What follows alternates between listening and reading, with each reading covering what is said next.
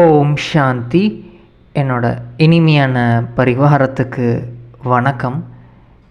இன்றைக்கி நம்ம அப்பா முக்கியமாக சொல்ல போகிறது என்னென்னா, நம்ம நல்லது தான் செஞ்சுருப்போம், ஆனாலும் நமக்கே தீங்கு செய்கிறவங்களுக்கும் தீங்கு நினைக்கிறவங்களுக்கும் நல்லது எப்படி பண்ணுறது, இதை பற்றி பாப்தாதா கிட்ட கேட்டதுக்கு பாப்தாதா என்ன சொல்ல போகிறாங்க அப்படின்றத கேட்போம்.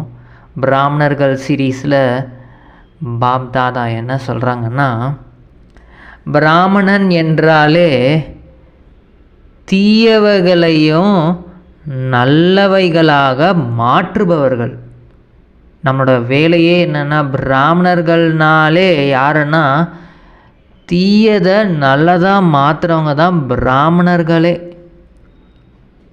அதனால் பாபா சொல்கிறாங்க, உங்களுக்கு யாராவது தீங்கு செய்கிறாங்க, தீங்கு நினைக்கிறாங்க அப்படின்னா நீங்கள் என்ன பண்ணணுன்னா, உங்களோட சக்தியின் மூலம் தீங்கையும் நல்லதாக நீங்கள் மாற்றிடுங்க.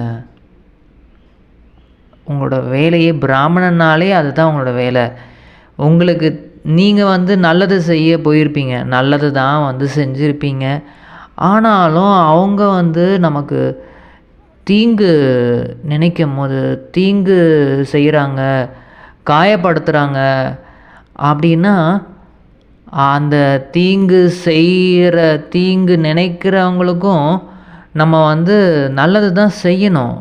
அது அந்த தீங்கையும் எப்படின்னா நல்லதாக மாற்றிடணும். அதுக்கு எப்படின்னு பாபா சொல்கிறாங்கன்னா, இப்போது உங்களோட பிராமண வாழ்க்கையில் தீங்கே ஏற்படவே முடியாது. எல்லாத்தையும் நீங்கள் தீங்கு ஒன்று நடந்துக்கிட்டே இருக்குது அப்படின்னா அதை நல்லதாக மாற்றிக்கிட்டே இருக்கணும். உங்களோட வாழ்க்கையே அப்படி தான். எப்படின்னா, இப்போ யாராவது உங்களை நிந்திக்கிறாங்க, திட்டிக்கிட்டே இருக்காங்க, ரொம்ப திட்டுறாங்க, அதாவது அவங்களுக்கு நல்லது தான் நினச்சிருப்பீங்க, ஆனாலும் அவங்களுக்கு காயப்படுத்துகிறாங்க. அவங்களோட வார்த்தைகளால் எப்படியெல்லாம் காயப்படுத்தணும்னு நினைக்கிறாங்களோ அப்படியெல்லாம் சொல்கிறாங்க. மற்றவங்க முன்னாடி அவமானப்படுத்துறது, இதெல்லாம் பண்ணுறாங்க. ஆனால் நீங்கள் என்ன பண்ணணுன்னா, அவங்களோட புகழை பாடுங்க. அவங்க தீங்கு செய்கிறாங்க, உங்களோட கெட்டதை சொல்லிகிட்டே இருக்காங்க. ஆனால் நீங்கள் அவங்களோட புகழை பாடுங்க. மனசளவுலையும் பாடுங்க, உண்மையாகவும் அவங்கள பற்றி நல்ல விதமாக அவங்களோட புகழை அவங்களோட நல்லதை அவங்கள்ட்ட சொல்லுங்கள். இன்னொன்று இப்போது நமக்கு தீங்கு பண்ணுறாங்க, நம்மளோட வார்த்தைகளால் தவறாக நம்மளை பற்றி சொல்கிறாங்க, போட்டி பொறாமையின் காரணமாக நம்மளை தீங்கு நினைக்கிறாங்க அப்படின்னா கூட நீங்கள் என்ன புரிஞ்சுக்கணுன்னா, நமக்கு இப்போ எவ்வளோ சக்தி நிரம்பி இருக்குது. சரி, இது மாதிரி பண்ணுறாங்க, இந்த மாதிரி கீழே இறக்கிறதுக்கு முயற்சி பண்ணுறாங்க, மாயா அதாவது தேக அபிமானத்தில் இருக்கும் போது அவங்க அப்படி பண்ணுவாங்க. அப்போது நமக்குள்ளே எவ்வளோ பொறுமை சக்தி இருக்குது. உள்ளுக்குள்ளே நம்ம உண்மையாகவே பாபா சொல்கிற மாதிரி எடுத்துக்காமல் இருக்கிறோமா? ஏன்னா துக்கத்தை நம்ம கொடுக்கல, ஆனால் நம்ம துக்கத்தை எடுத்துக்கக்கூடாது. அதுக்கு துக்கம் எடுத்துக்காமல் இருக்கணும்னா நமக்குள்ளே பொறுமை சக்தி, இந்த பாடத்தை நமக்கு கற்றுக் கொடுக்கறதுக்காக தான் இந்த மாதிரி நடக்குது. நமக்கு இந்த பொறுமை சக்தி இன்னும் கொஞ்சம் அதிகமாக தேவைப்படுது போல இருக்குது.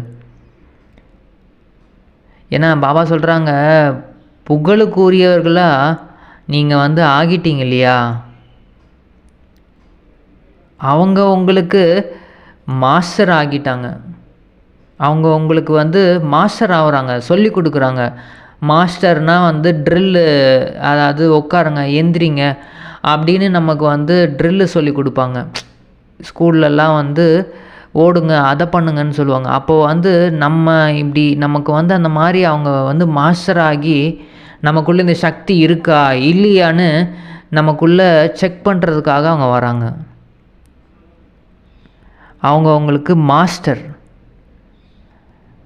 பாபா சொல்கிறாங்க, தனக்குள்ள பொறுமை சக்தி எவ்வளவு இருக்குது, நமக்குள்ளே ஏன்னா பொறுத்துக்கக்கூடிய சக்தியை தான் வந்து பாபா நமக்கு கற்றுக் கொடுக்குறாரு. எவ்வளோ அதிகமாக இருக்குது. நம்ம இதை வந்து ஈஸியாக பொறுத்துக்கிட்டோன்னா உடனடியாக நம்ம வந்து அதை பெருசாகவே எடுத்துக்காமல் டக்குன்னு நம்ம வந்து நம்மளோட புருஷார்த்தத்தில் முயற்சி பண்ணிக்கிட்டே இருப்போம்.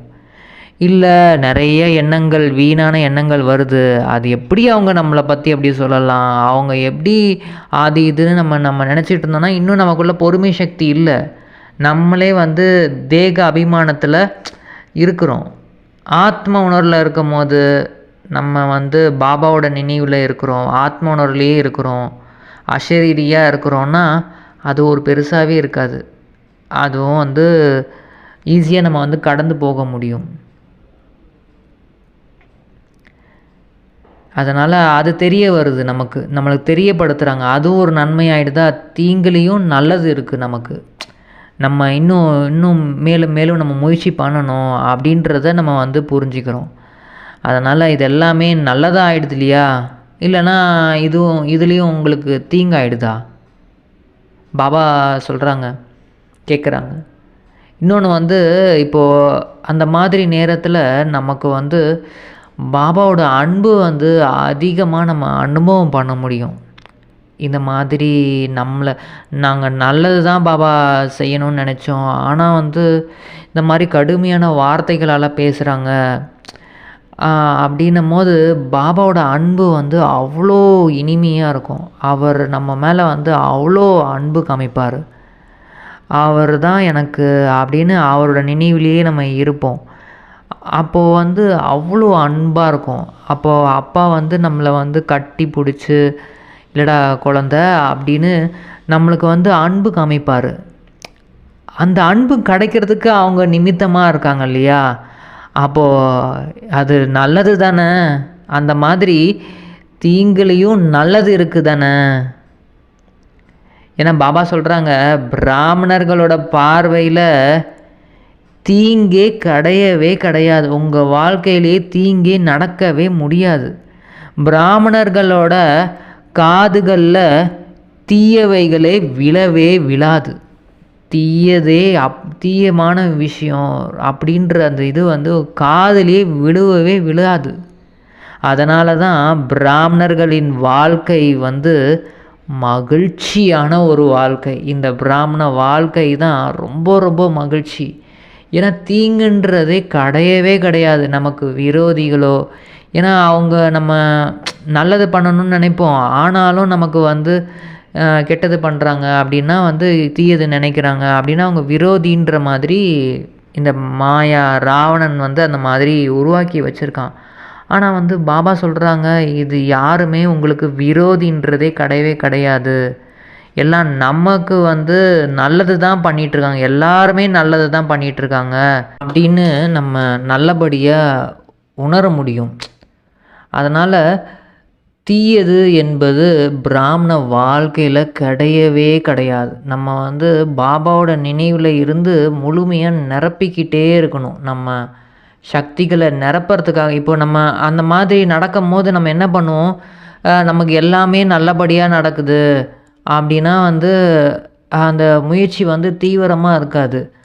இதுவே வந்து இந்த மாதிரி நம்ம நல்லது பண்ண போய் நமக்கு வந்து கெட்டது நடக்குதே அப்படின்னும் போது நம்ம இன்னமும் என்ன பண்ணுவோம், நல்லா பாபாவை வந்து நினைவு பண்ணிக்கிட்டே இருப்போம். அந்த அன்பு அனுபவம் பண்ணணும் அப்படின்னு சொல்லிட்டு பாபா கிட்டேருந்து சக்திகளை, தூய்மை, இது எல்லாத்தையும் அப்பா கிட்டேருந்து நினைவு பண்ணி நம்ம வந்து அனுபவம் பண்ணிக்கிட்டே இருப்போம். அப்போது இதுலேருந்து விடுபடணுன்றதுக்காக. அப்போ அதுலேயும் நன்மை தானே. நம்ம இன்னும் புருஷார்த்தம் வந்து அதிவேகத்தில் ஸ்பீடாக ஆக்கிட்டாங்க.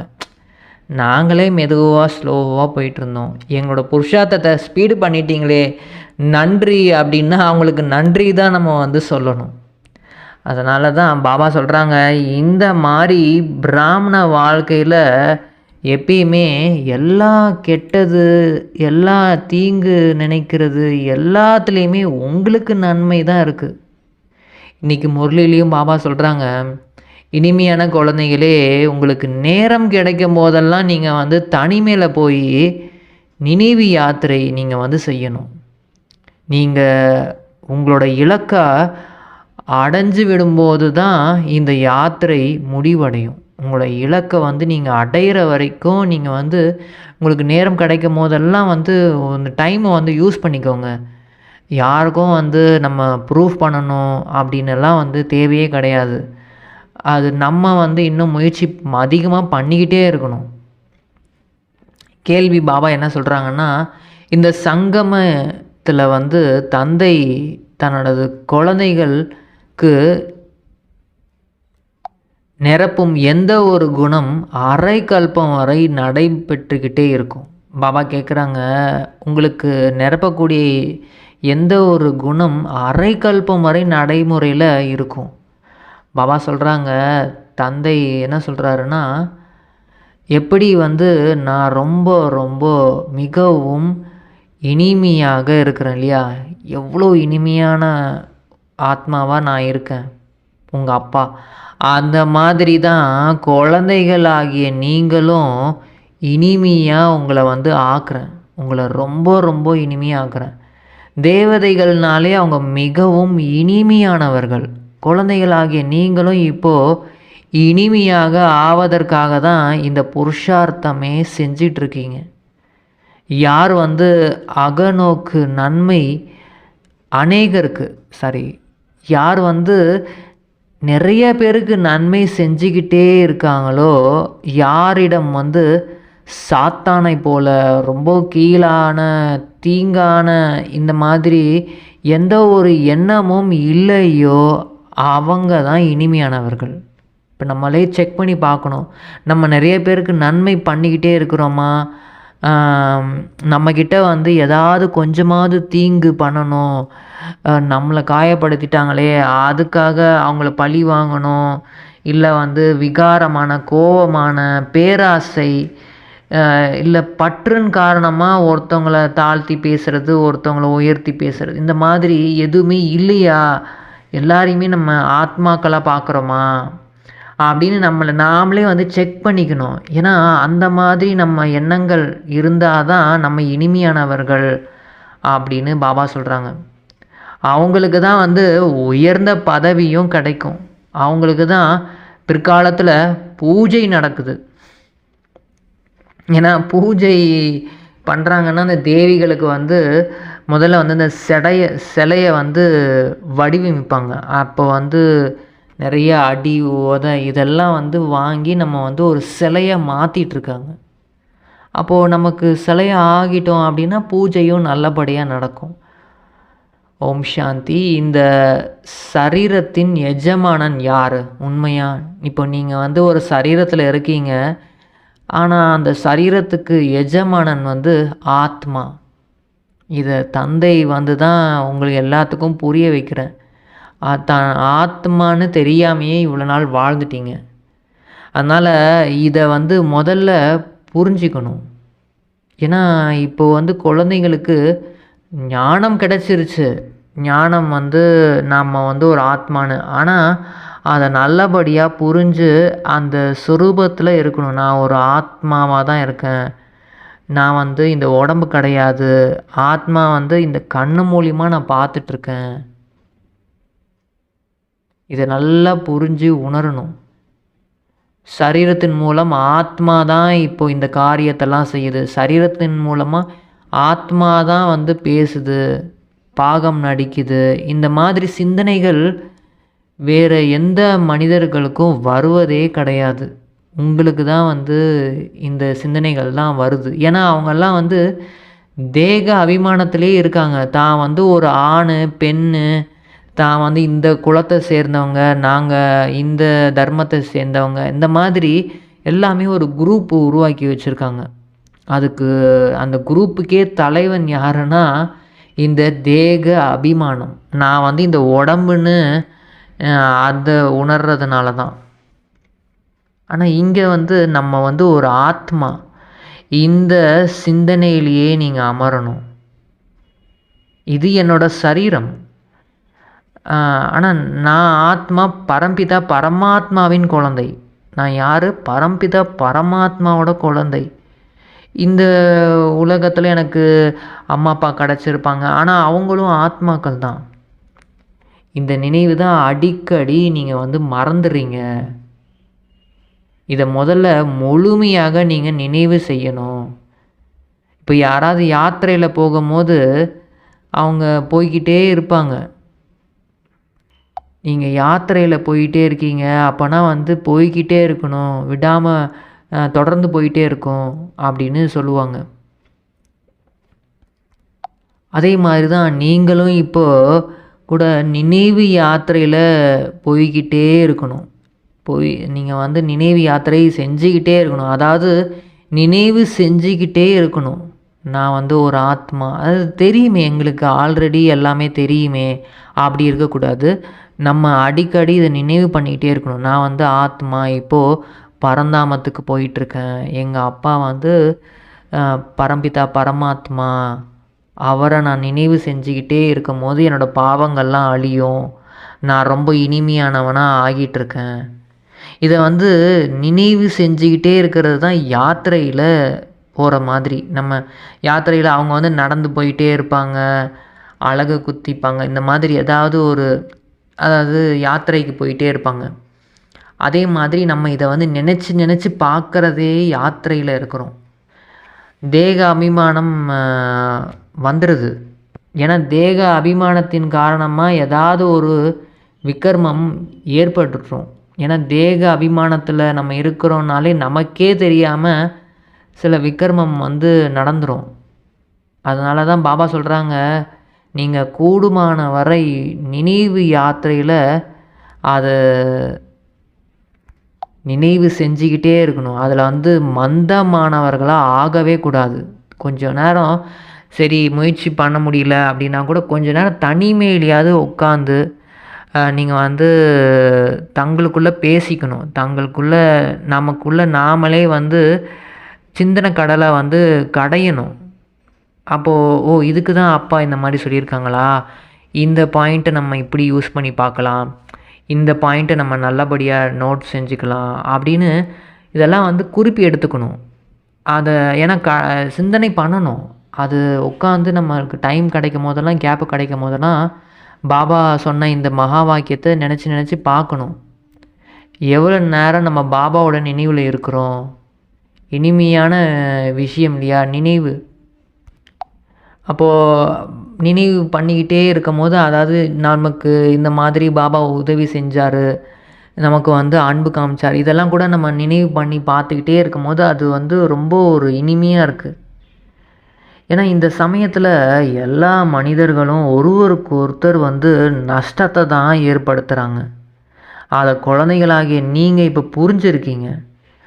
ஆசிரியருக்கு மட்டும் பாபா மகிமை செய்கிறாரு. நல்ல நல்ல நல்ல ஆசிரியர்கள் இருக்காங்க, சொல்லி கொடுக்குறாங்கன்னா அவங்களுக்கு பாபா வந்து மகிமை செய்கிறாரு. அதில் கூட ஒரு சில ஆசிரியர்கள் வந்து மோசமானவர்களாக இருக்கிறாங்க. ஏன்னா ஆசிரியர்கள் என்றாலே அவங்க வந்து கல்வியை கற்றுக் கொடுக்குறவங்க தான், நல்ல நடத்தையை கற்பிப்பவர்கள், பக்தி பாவனை உடையவர்கள், நல்ல சுபாவம் உடையவர்கள், நடத்தையும் நல்லா இருக்கணும் அவங்களுக்கு. தந்தை சாராயம் ஆகியவை சில பேர் வந்து குடிக்கிறாங்க. குழந்தைங்களுக்கும் அந்த பழக்கம் ஏற்பட்டுடுது. அதனால் ஆசிரியர், நம்ம வந்து ஆசிரியராக ஆகணும். எல்லா பாபாவோட குழந்தைகள் எல்லாருமே ஒரு ஆசிரியர்கள் தான். நம்ம என்ன செய்கிறோமோ அதை வந்து எல்லாருமே பார்த்துக்கிட்டே இருப்பாங்க. அதனால் நம்மளோட பழக்க வழக்கங்கள்லாம் ரொம்ப நல்லபடியாக இருக்கணும். ஏன்னா இது வந்து ராவண ராஜ்யம் இல்லையா. ஏன்னா ராவண ராஜ்யத்தில் இந்த மாதிரி பழக்கங்கள்லாம் நம்மளுக்கு உருவாயிடுச்சு. இப்போ வந்து அதிலேருந்து நம்ம விடுபடணும். ஏன்னா இப்போது ராம ராஜ்யமும் இருந்தது தானே. ஆனால் அது எப்படி இருந்துச்சு, எப்படி வந்து ஸ்தாபனை ஆகுச்சு என்ற இந்த அதிசயமான இனிமையான விஷயங்களை குழந்தைகளாகிய நீங்கள் தான் இப்போ எல்லாமே தெரிஞ்சிருக்கீங்க. இது எல்லாமே நீங்கள் வந்து தெரிஞ்சுக்கிட்டீங்க. அதனால் பாபா சொல்கிறாங்க, நீங்கள் வந்து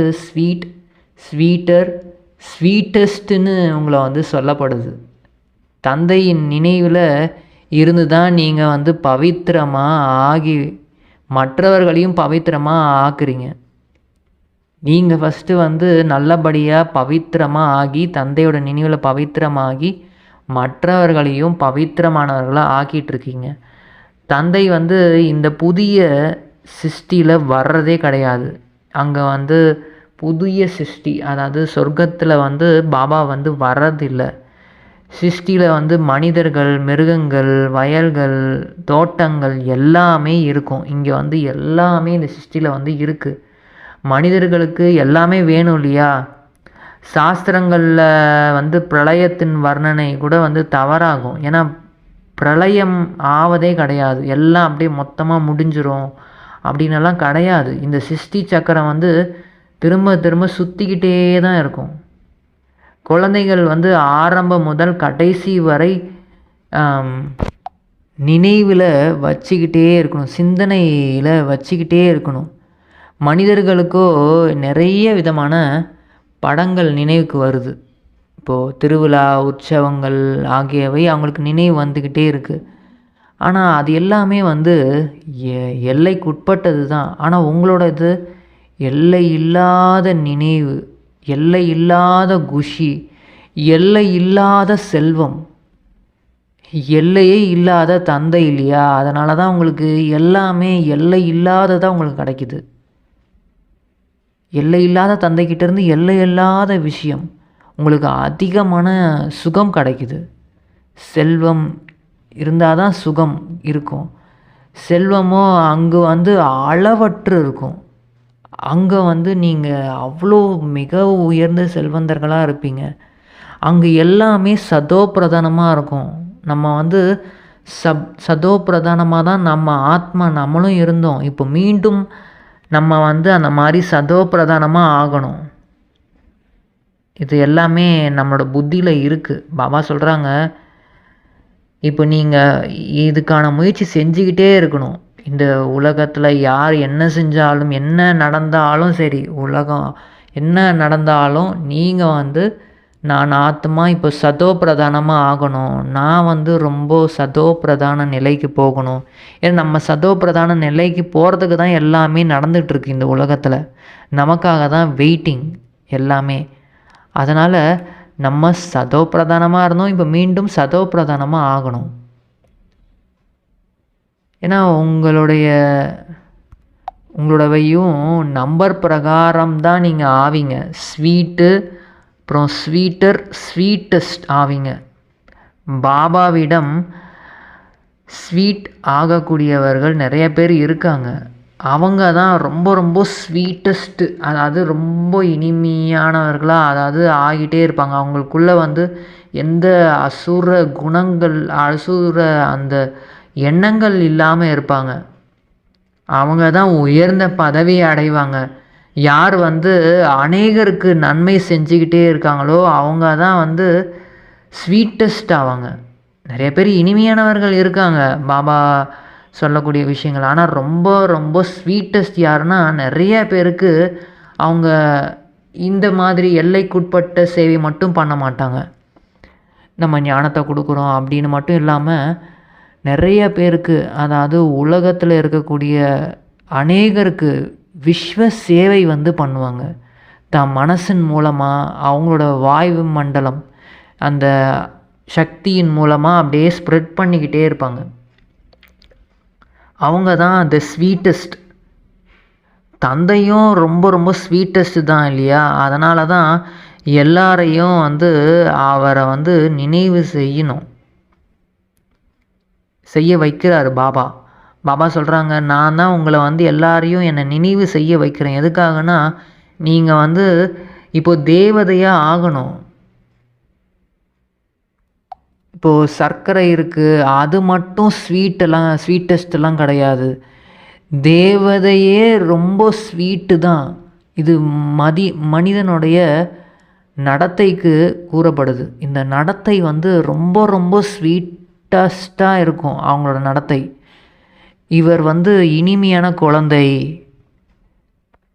ரொம்ப ரொம்ப ஸ்வீட் சைல்டு அப்படின்னு சொல்கிறாங்க இல்லையா? சத்தியுகத்தில் எந்த ஒரு சாத்தான போல விஷயங்கள் இருக்கிறதே கிடையாது. அங்கே வந்து சாத்தான் மாதிரி யோசிக்கிறது, பழி வாங்கிறது, துக்கம் கொடுக்கணும்னு நினைக்கிறது, ஒருத்தவங்கள கீழே தள்ளி விடுறது, இந்த மாதிரிலாம் வந்து அங்கே கிடையவே கிடையாது. அந்த மாதிரி இப்போவே ஆகணும், அங்கே போய் ஆகிறதெல்லாம் கிடையாது. இங்கேயே த ஸ்வீட்டஸ்ட் சைல்டு, பாபாவுக்கு ரொம்ப ரொம்ப இனிமையான ஒரு குழந்தையாக ஆகணும். அவங்களுக்கு தான் வந்து இவ்வளோ உயர்ந்த பதவியும் அடைவாங்க. ஏன்னா அவசியம் அதுக்கு வந்து அவங்க இங்கே புருஷார்த்தம் செஞ்சுருப்பாங்க. இப்போ நீங்கள் எல்லாருமே புது உலகத்தை தெரிஞ்சிருக்கீங்க. உங்களை பொறுத்த வரைக்கும் நாளைக்கே புது உலகம் தான், சுகதாமம் உங்களுக்கு வந்துருச்சு மாதிரி தான். ஏன்னா அமைதி எப்போது இருக்குமோ அப்படின்னு மனிதர்களுக்கு வந்து தெரியவே தெரியாது. உண்மையான அமைதி எங்கே இருக்கும், நிம்மதி எங்கே கிடைக்கும்னு தெரியாது. ஏன்னா இப்போ எல்லாருக்குமே உண்மையாக என்ன வேணும்னா அமைதி தான் வேணும்.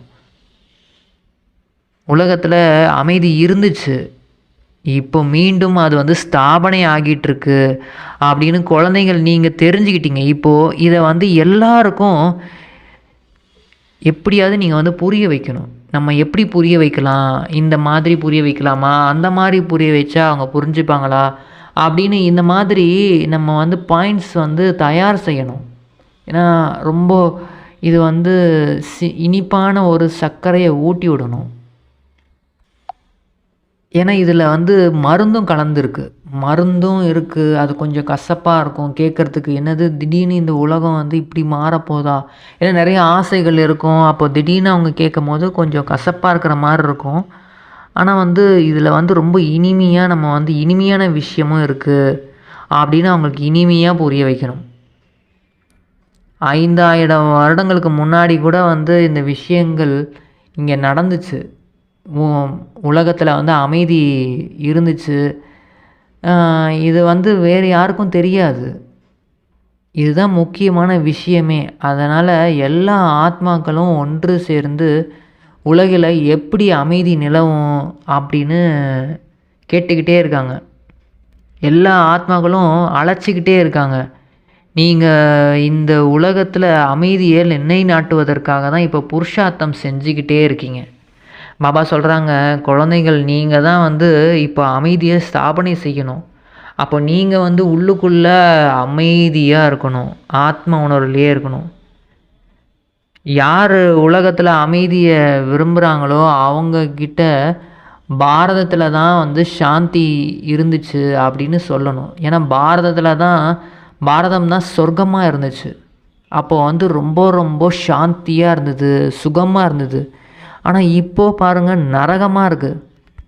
பழைய உலகம் மற்றும் புது உலகம், இதை பற்றி எல்லாருக்குமே வந்து இப்போ நம்ம வந்து தெரியப்படுத்தணும். இதே உலகம் புதுசாக இருந்தது, இப்போ பழசாகிடுச்சு. இப்போ மீண்டும் இதே உலகம் புதுசாக ஆகிட்டுருக்கு. அதுக்கான கல்வி தான் இப்போ நம்ம வந்து இங்கே படிக்கணும். பரம்பிதா பரமாத்மா தான் இதெல்லாம் சொல்லித்தராரு அப்படின்னு அவங்களுக்கு வந்து இந்த ஸ்பிரிச்சுவல் நாலேஜ், ஏன்னா ஸ்பிரிச்சுவல் நாலேஜ் வந்து ஸ்பிரிச்சுவல் ஃபாதர் தான் வந்து சொல்லி கொடுக்க முடியும். பரம்பிதா பரமாத்மா வந்து பிந்து, அவர் தான் வந்து நமக்கு படிப்பு சொல்லித்தராரு. இது குழந்தைகள் நீங்கள் வந்து புரிஞ்சுக்கிட்டீங்க, மற்றவங்களுக்கும் சொல்லி கொடுங்க. ஆத்மாவாகிய நமக்கு கிடைக்கும் ஞானத்தை நம்ம வந்து எல்லாருக்கும் சொல்லி கொடுக்கணும். தங்களை ஆத்மானு உணர்ந்து தந்தையின் நினைவில் இருந்து மற்றவங்களுக்கு சொல்லணும். அதாவது நான் வந்து ஆத்மா, இந்த சகோதர ஆத்மாவுக்கு இந்த ஞானத்தை விற்பனை செய்கிறேன். அதாவது இது வந்து ஒரு நாலேஜ், இந்த ஞான ரத்தினங்கள் வந்து நான் வந்து இதை வந்து விற்பனை செய்கிறேன் அப்படின்னு நீங்கள் வந்து பண்ணணும், பராமரிக்கணும். நீங்கள் வந்து எல்லா வேலையத்தையும் நீங்கள் பார்க்கணும். நீங்கள் வந்து அதனால் வந்து எல்லாத்தையும் விட்டுட்டு நீங்கள் அப்படியே வந்து இதையே பண்ணிகிட்ருக்கணும்னு இல்லை. நீங்கள் வந்து குழந்தைகளை வந்து பராமரிக்கணும், தொழில் வியாபாரம் வேலைகள் எல்லாத்தையும் பண்ணணும். ஏன்னா நம்ம ஆத்மா என்ற நினைவில் இருப்பது கொஞ்சம் கடினம்தான். ஏன்னா அரைக்கல்பம் தேகம்னு உணர்ந்து கொஞ்சம் கொஞ்சமாக அப்படியே உணர்ந்து தேகமாக இப்போது ஆகிட்டீங்க, தேக உணர்வுலேயே இருக்கீங்க. அப்போ வந்து கொஞ்சம் முயற்சி பண்ணணும். ஏதாவது ஒரு தவறான செயலும் ஒருபோதும் நீங்கள் வந்து செய்யவே கூடாது அப்படின்னு பாபா சொல்கிறாங்க. அதுலேயும் விகாரத்தினுடையது வந்து எல்லாவற்றையும் விட மிகப்பெரிய ஒரு பாவம். காம விகாரம் வந்து ரொம்ப ரொம்ப அது முதலிடை கடை வந்து துக்கம் தான் உங்களுக்கு கொடுக்குது. அதுக்கு தான் வந்து இந்த ரக்ஷா பந்தனம்லாம் வந்து கொண்டாடுறாங்க, ராக்கி கட்டுறாங்க. ஆனால் வந்து அப்போல்லாம் வந்து ராக்கி கட்டும் போது ரொம்ப பிராமணர்கள் தான் வந்து கட்டி விடுவாங்க. ஆனால் இப்போல்லாம் பாருங்கள் ரொம்ப ஃபேஷன் ஆகிடுச்சு, யார் வேணால் கட்டுறாங்க. ஏன்னா இந்த காலம் வந்து அந்த மாதிரி இருக்குது, எல்லாமே வந்து ரொம்ப ஃபேஷனபுளாக ஆகிடுச்சு. அதனால் வந்து இந்த மாதிரி அது எதுக்காக இந்த ராக்கி கட்டுறாங்க அப்படின்னு கூட தெரியாமல் இருக்காங்க. இப்போ எல்லாருமே சகோதரன் சகோதரிகள் எல்லாருமே வந்து பிரதர்ஸ் அண்ட் சிஸ்டர்ஸு, நம்ம வந்து தூய்மையாக இருக்கணும் அப்படின்னு இப்போ பாபா தான் வந்து அதை வந்து சொல்லி கொடுக்குறாரு. இதோட நினைவாக தான் வந்து ரக்ஷா பந்தனம். இப்போ நம்ம தூய்மைன்ற அந்த பந்தனம், அந்த தூய்மை ஆகி ஆகணும் பாபாவோட நினைவில் இருந்து அப்படின்னு தீவிர புருஷார்த்தம் வந்து செய்ய வைக்கப்படுது. இப்போ பாபா வந்து தீவிர புருஷார்த்தம் நம்மளை வந்து செய்ய வைக்கிறாரு. ஒரு சிலர் வந்து ரொம்ப குறைவாக, ஒரு சிலர் வந்து அதிகமாக உங்களை வந்து குழப்பம் அடைய வச்சுருவாங்க. உங்களுக்கு ஏதாவது வேறு ஏதாவது அவங்க சொல்லி குழப்பம் அடைய வச்சுருவாங்க. ஆனால் பாபா சொல்கிறாங்க, நீங்கள் ஏதாவது ஞானம் சொன்னாலும் உங்களோட ஞானம் வந்து எப்பயுமே வீணாலாம் போகாது. ஏன்னா வந்து உங்களோட வேலையே வந்து சரியானதை சொல்லணும். அவங்க வந்து ஏன்னா எப்படியாவது அவங்க வந்தே ஆகணும். விநாசம் நேரத்தில் வந்து அவங்களுக்கு இன்னும் துக்கம் அதிகமாக ஆக ஆக அவங்க வந்தே ஆகணும். குழப்பம் நிறைய நடக்கும் போது அவங்களுக்கு வந்து தெரிய வரும், இங்கே தானே கரெக்டாக சொல்லியிருந்தாங்க, கிருஷ்ணர் பகவான் கிடையாது, பரம்பிதா பரமாத்மா தான் பகவான்னு சொன்னாங்களே, அவர் எங்கே இருக்கார் அப்படின்னு உங்ககிட்ட திரும்பவும் வருவாங்க இந்த ஞானத்தை கேட்கணுன்னு. இப்போது சிவபாபா தான் பிரம்மா மூலமாக உங்களுக்கு நமக்கு வந்து இந்த நினைவு யாத்திரையை கற்றுக் கொடுக்குறாரு. அதனால் நீங்கள் வந்து இது எல்லாமே தெரிஞ்சிருக்கீங்க, பாபாவை நம்ம நினைவு செய்யணும். யோகம்ன்ற வார்த்தை கூட கொஞ்சம் கஷ்டமாக இருக்குது, அதனால் நினைவுன்ற வார்த்தை ரொம்ப இனிமையாக இருக்குது. பாபான்ற வார்த்தை கூட வந்து மிகவும் அழகாக இருக்குது. அதனால் தந்தை வந்து உங்களுக்கு அரசாட்சி உங்களுக்கு கொடுக்கறதுக்காக வந்திருக்கன்னா, நம்ம தந்தையை பாபாவை வந்து ஏன் நினைவு செய்ய முடியல?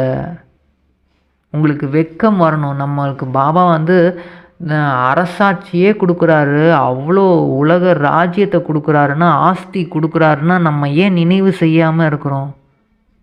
இன்னமும் நம்ம ஏன் நினைக்காமல் இருக்கிறோம் பாபாவை? அப்புறம் விக்ரமங்கள் எப்படி விநாசம் ஆகும்? நீங்கள் எல்லாருமே ஆத்மாக்கள் தானே. நான் உங்களோட அழிவில்லாத பரம்பிதா பரமாத்மா தந்தையாக உங்களுக்கு இருக்கிறேன்.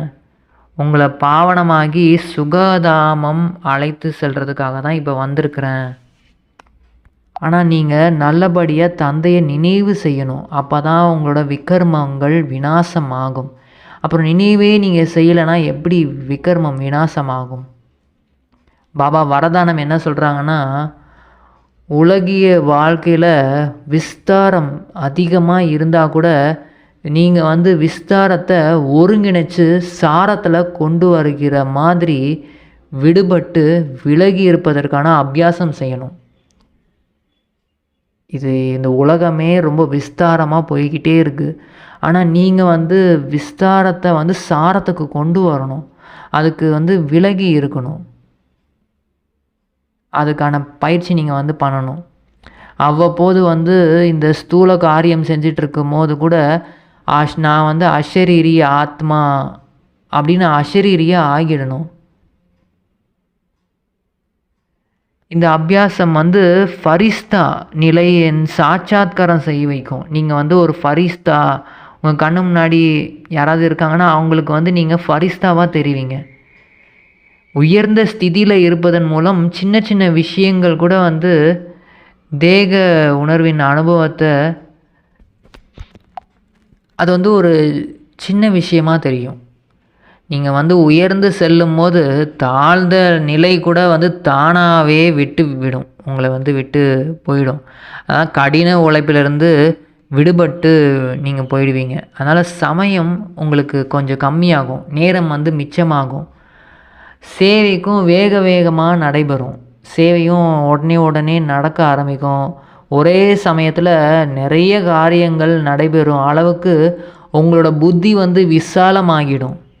அதனால் இந்த அபியாசம் வந்து அடிக்கடி நீங்கள் வந்து பண்ணணும். அது என்னென்னா, நான் அஷரீரி ஆத்மா, இந்த சரீரத்துலேருந்து விடுபட்டிருக்கேன் அப்படின்னு.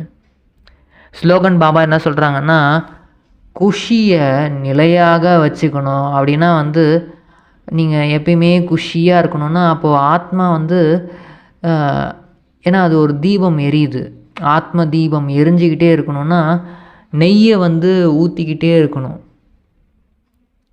அதாவது நெய் என்னன்னா ஞானம் என்ற நெய். இதை வந்து அடிக்கடி நீங்கள் ஊற்றிக்கிட்டே இருந்தால் தான் நினைவே வரும். அவ்யக்த இஷாரா என்ன சொல்கிறாங்கன்னா, குழந்தைகள் மீது பாபாவுக்கு அன்பு இருக்குது. அதனால் பாபா வந்து எப்போதுமே என்ன சொல்கிறாருன்னா, குழந்தைகளே நீங்கள் யாராக இருக்கீங்களோ, எப்படி இருக்கீங்களோ அப்படியே நீங்கள் வந்து என்னுடையவர்கள் தான். இதுபோல் நீங்களும் கூட சதா அன்பில் மூழ்கி இருங்க. மனசார வந்து சொல்லுங்கள், பாபா நீங்கள் யாராக இருக்கீங்களோ, எதெல்லாம் நீங்களோ ஒருபோதும் உண்மையற்ற ராஜ்யத்தின், அதாவது பாபா நீங்கள் யாராக இருக்கீங்களோ அதெல்லாம் நீங்கள் தான். ஆனால் வந்து உண்மையான இந்த ராஜ்யத்தின் பிரபாவத்தில் வராதிங்க. சிரேஷ்ட பாக்கியத்தின் ரேகையை வரைவதற்காக பேனாவை வந்து பாபா குழந்தைகளாகிய உங்கள் கையில் இப்போ வந்து கொடுத்துருக்குறேன். நீங்கள் எவ்வளோ விரும்புகிறீங்களோ அவ்வளோ பாக்கியத்தை அமைச்சிக்க முடியும். இப்போ நீங்கள் வந்து பாபாவோட நினைவில் இருக்கிறதுக்கு பாபா சொல்கிறாங்க, நீங்கள் யாராக இருக்கீங்களோ எப்படி இருக்கீங்களோ அப்படியே நீங்கள் என்னுடையவர்கள். நீங்களும் அதே மாதிரி அன்பிலேயே மூழ்கணும். அன்பிலேயே மூழ்கணுன்னா அப்பா நீங்கள் எப்படி இருக்கீங்களோ, யாராக இருக்கீங்களோ அப்படியே நீங்கள் வந்து எங்களுடையவர்கள் அப்படின்னு அன்பிலேயே அப்படியே மூழ்கிட்டே இருக்கணும். அப்போ வந்து நம்ம பாக்கியம் வந்து அதிகரிச்சுக்கிட்டே இருக்கணும். அந்த ரேகை வந்து அதிகமாக போயிட்டே இருக்கும். பாபாவுக்கு மிக மிக மிக மிக நன்றி. எங்களோட பாக்கியத்தை வந்து இவ்வளோ உயர்ந்ததாக மாற்றிட்டீங்க பாபா. எவ்வளோ தீங்கான விஷயம் நடந்தாலும் எல்லாத்தையுமே நல்லதாகவே மாற்றிட்டீங்க பாபா. ரொம்ப ரொம்ப நன்றி. ஓம் சாந்தி.